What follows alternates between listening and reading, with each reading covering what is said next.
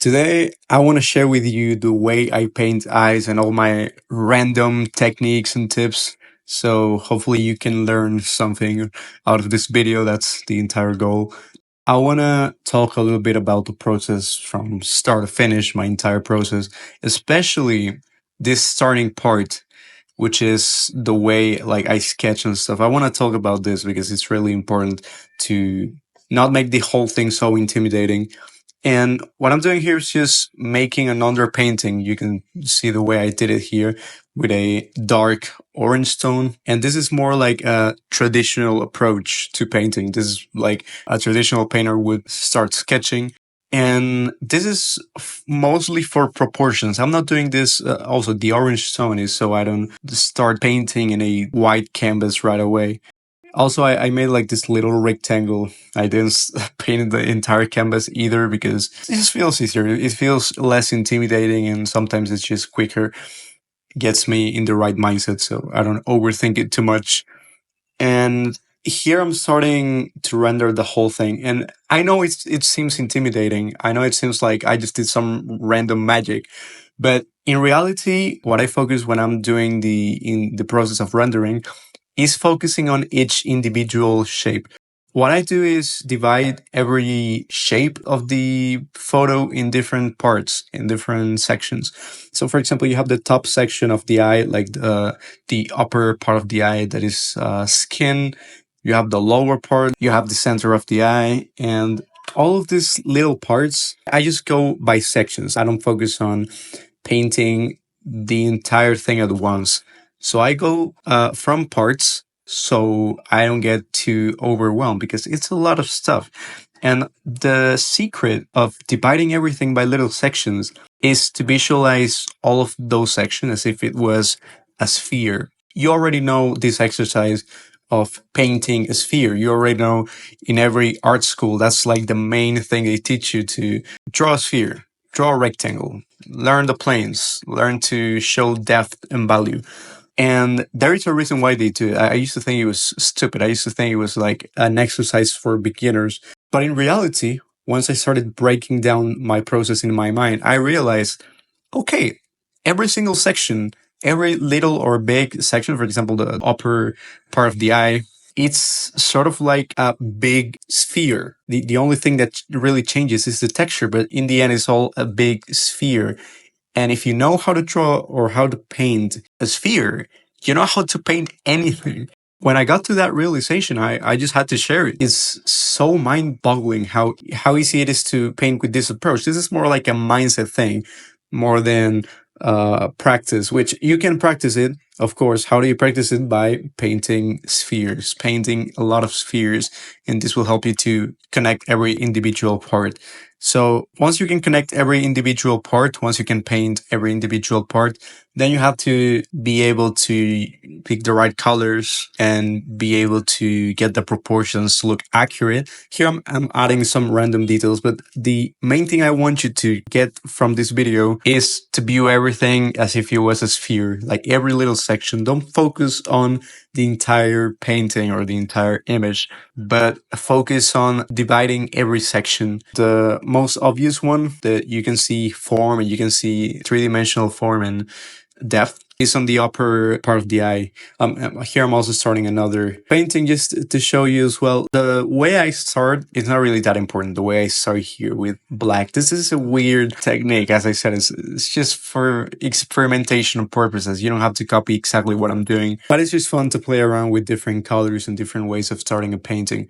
And from all the ones that I've tried, this is the least intimidating by far. So if you're having trouble, especially in the early stages when sketching or, that kind of stuff, it's very easy if you start like this.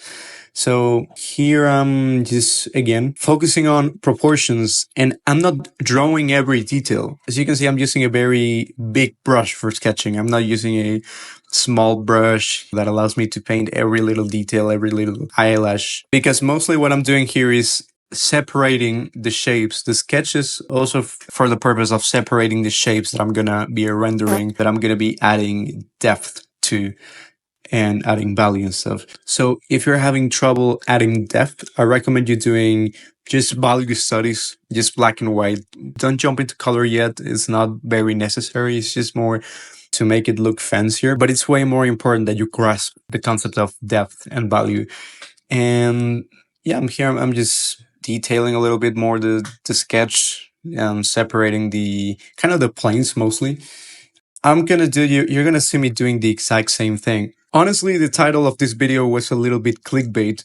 Not because the techniques that I'm using here don't work, but because it's not only for painting eyes, it's for painting anything. It literally works for painting anything.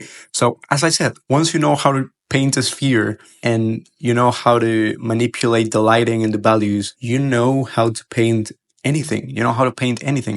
Here I'm just painting spheres again. I'm painting weird shaped spheres, which are not really spheres, but in my mind they are. And every little shape that you see me painting here is just the same thing. And what I'm doing is making these transitions smoother, adding different colors, random colors to make it look a little bit more appealing, a little bit more fun. And so I had to break this down because I really didn't even know this myself. I didn't know how to approach painting like this in a conscious way. So I had to break down my intuition so I can share it with you in this video. And I have a paid program, it's in the description, and I teach you all of these random, very weird techniques that I do, and pretty much breaking down my mental process, because artists and painters don't normally know what they're doing. They're just painting by intuition, and they have to manually kind of figure out how the process works, what their process is like. And I do exactly that in my paid program. It's like, it's a Discord community. So you can also meet more people and you can get feedback and video calls from me. It's really nice. I do all type of classes in there. So if you're interested, you can check it out.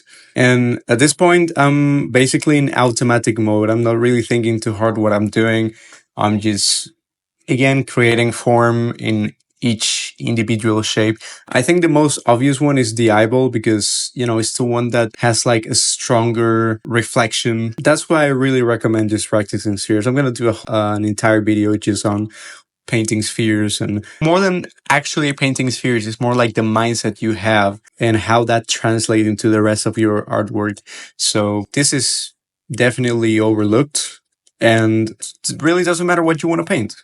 It's the same thing. I'm also really, really focusing on getting the edges right. Painting edges is a little bit tricky, but it's just having the right amount of hard and soft edges, blended edges. So you're seeing me here leaving a lot of hard, defined edges everywhere to show form, to show depth.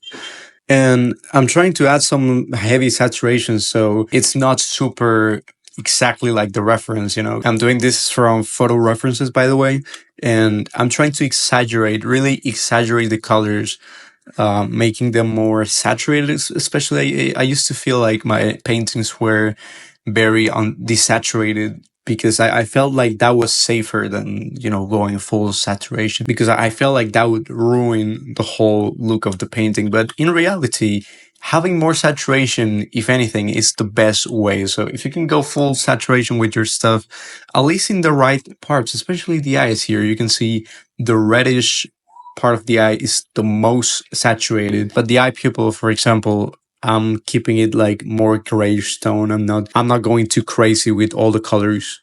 I also have to say the eyebrows and the eyelashes were giving me a little bit of trouble because they use very little random strokes, and I'm way too used to drawing shapes instead of little lines everywhere. So I had to do like a mindset shift and just kind of suck it up and mix like the little lines with the shape so it doesn't look super odd, combining like that super painterly and simplified style as well. Because I also use a lot of shapes, and you might have noticed how I left a lot of areas very unfinished or very unrendered.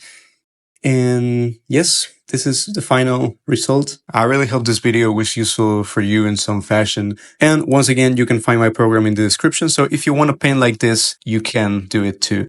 So thank you so much for watching, and I'll see you in the next video.